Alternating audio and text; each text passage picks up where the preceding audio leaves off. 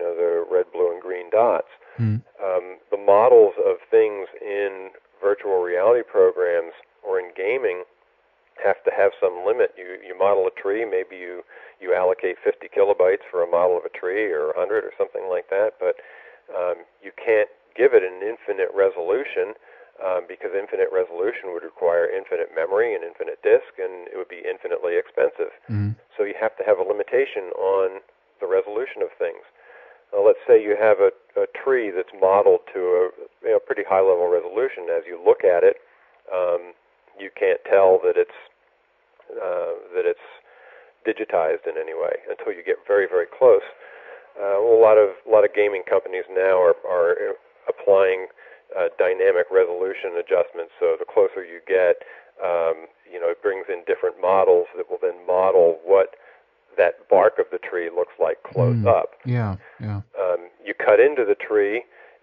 Prior to anybody cutting into the tree, you didn't need to model the inside of the tree. As soon as you cut into a tree, now you have to model the inside of it, and you have to model it to the level of instrumentation that your players would have to analyze it. But you don't have to model everything to that level. You only have to model the trees that they cut into, and you only have to model the ones that that they're the cells that they're investigating, for example. Mm-hmm. So this all kind of, you see this huge analogy between quantum mechanics in the spatial dimensions and the modeling of objects in a computer program. And in the time dimension, it's the same way. According to quantum mechanics, time is quantized as well at the level of 10 to the minus 43rd seconds. There's a physicist named Julian Barber who wrote a book called The End of Time, where he takes that idea to its sort of logical conclusion and says that basically our universe is just a sequence of states. It's a state of information that's clocked every 10 to the minus 43rd seconds. Mm-hmm. There's nothing in between those two clock cycles. They're referred to by physicists as a jiffy. So between one jiffy and another jiffy, nothing happens in our universe. Nothing changes or nothing moves. Nothing changes. Well, so a computer works the same way. Right. The clocking of a CPU happens when the CPU clocks. Bits get pushed into memory, into registers, arithmetic logic operations are performed, disk reads, things like that. But in between the clock cycles, absolutely nothing happens. So it's just a big state machine, and quantum mechanics kind of implies that our reality is just a big state machine too. Mm-hmm. So the similarities are really striking.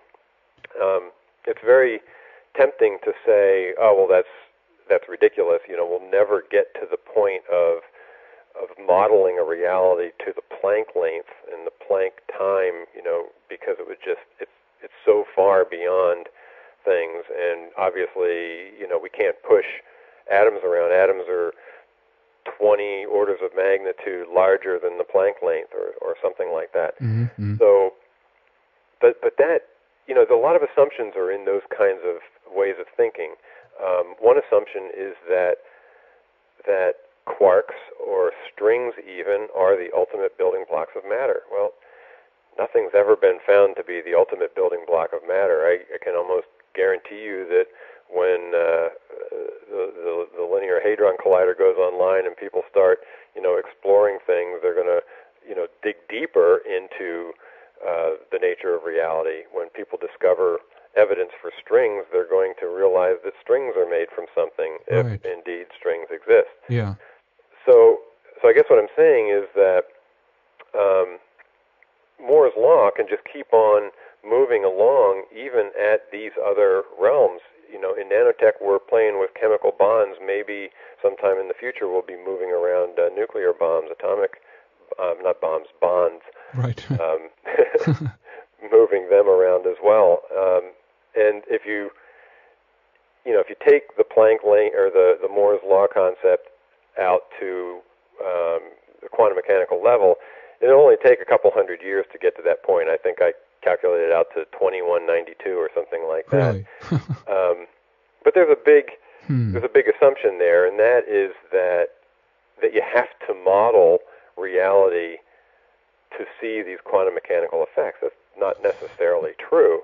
The quantum mechanical effects could be modeled by a program, and the resolution of the model could be much higher than that level.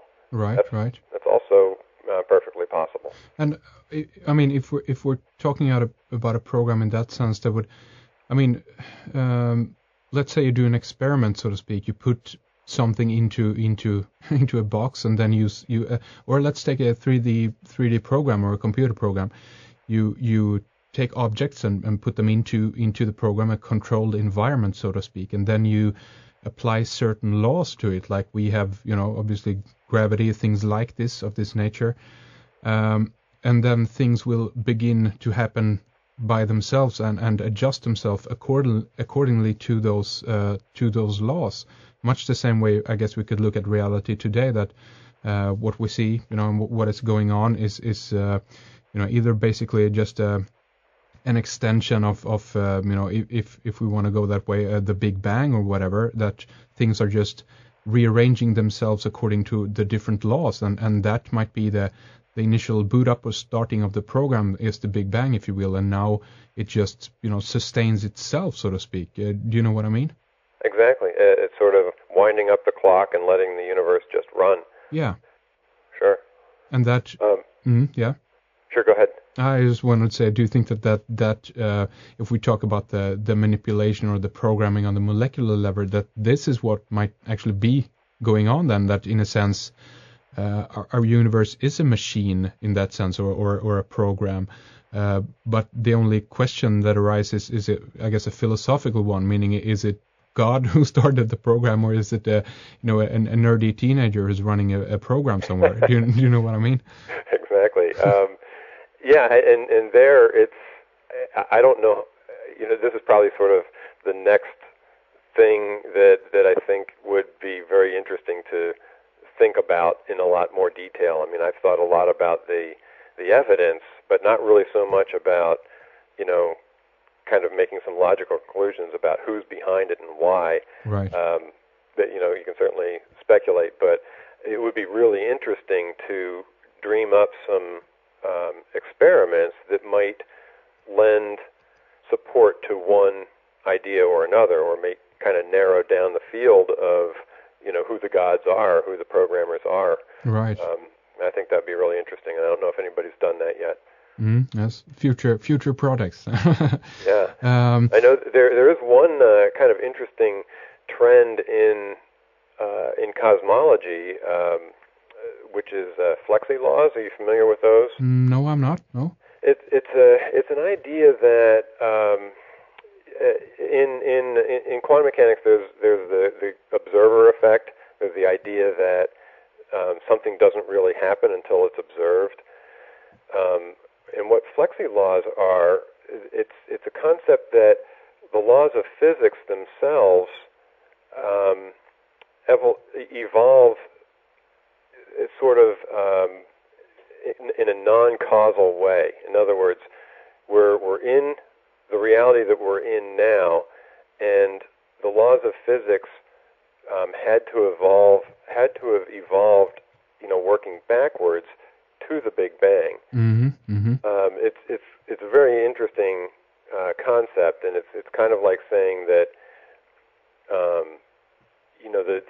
the existence of the observers in the universe that we have now has to bring about the conditions by sort of reaching back into the past through this quantum observation. That was Stephen Hawking and John Wheeler have done a lot of thinking about that.